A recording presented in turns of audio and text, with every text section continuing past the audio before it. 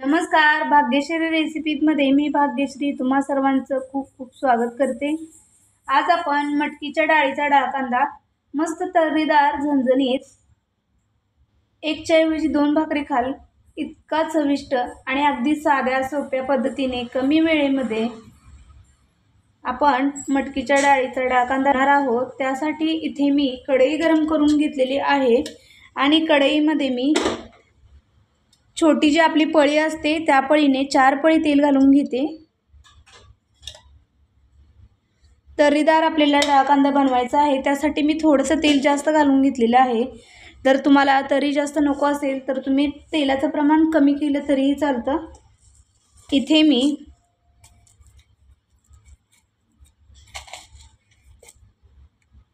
तेल आपलं गरम झालेलं आहे आणि तेलामध्ये आता मी अर्धा छोटा चमचा जिरे घालून घेते,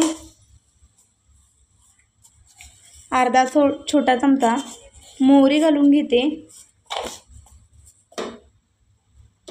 तेलामध्ये छान मोहरी आणि जिरे तडतडले की आता यामध्ये मी कढीपत्त्याची पाने घालून घेतलेली आहेत आणि आता यामध्ये घालते मी बारीक चिरून घेतलेला कांदा थोडासा जास्त घालायचा। साधारण मीडियम साईजचे 2 कांदे मी चिरून घातलेले आहेत। यामध्ये कांदा आपण छान सोनेरी रंगावर येईपर्यंत भाजून घेणार आहोत। तोपर्यंत मी तुम्हाला इथे दाखवते।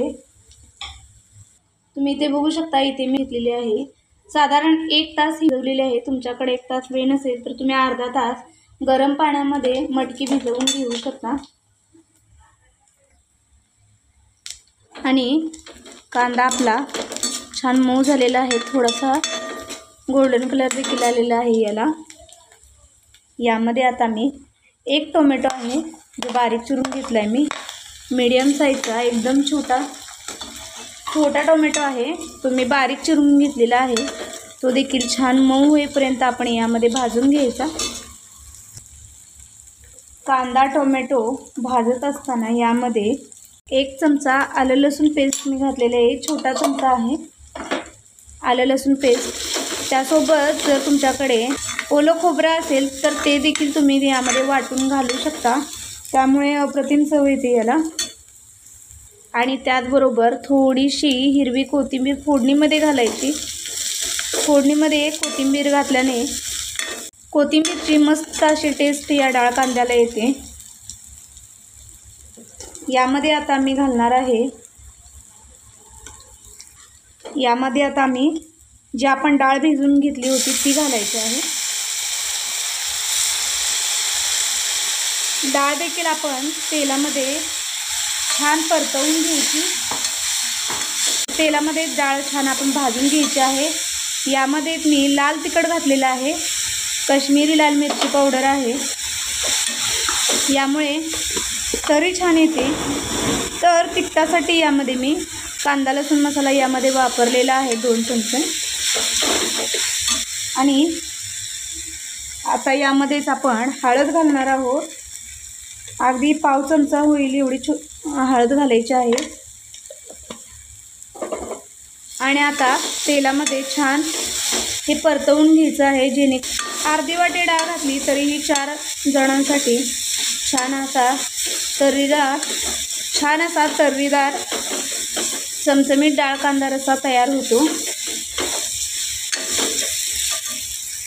यामध्ये मी थोडंसं पाणी घालते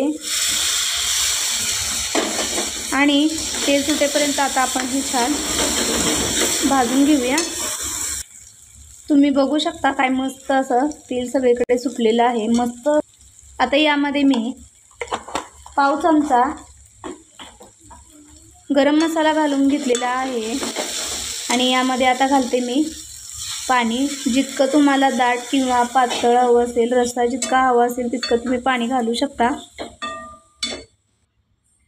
तर मी पाणी यामध्ये ॲड करून आणखी थोडंसं पाणी घालून घेतलेलं आहे, म्हणजे शिजल्यानंतर थोडंसं ते दाटसर होतं, त्यासाठी मी पाणी थोडंसं जास्त घालून घेतलेलं आहे। आणि आता हे छान आपण शिजवून घेऊया। यामध्ये मी 2 चमचे शेंगदाण्याचा कूट घालून घेते। जर तुम्हाला जास्त दाटसर नको असेल, शेंगदाणे नसतील आवडत तर नाही घातले तरी चालते. शेंगदाणे घातल्यामुळे याची टेस्ट छान लागते. नक्की घालून बघा. डाळ कांद्याला छान उकळी आलेली आहे. डाळ कांदा आपला शिजत आलेला आहे. यामध्ये आता मी घालते चवीपुरतं मीठ.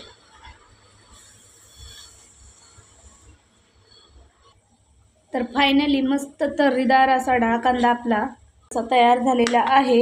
यावरती आता मी थोडीशी कोथिंबीर घालून घेते आणि आता गॅस बंद करते. मस्त तर्रीदार झणझणीत असा डाळ कांदा आपला तयार झालेला आहे. तुम्हाला ही रेसिपी कशी वाटली कमेंट बॉक्समध्ये मला नक्की कळवा. आणि भाग्यश्री रेसिपी आपल्या चॅनेल लाईक, शेअर आणि सबस्क्राईब करायला विसरू नका.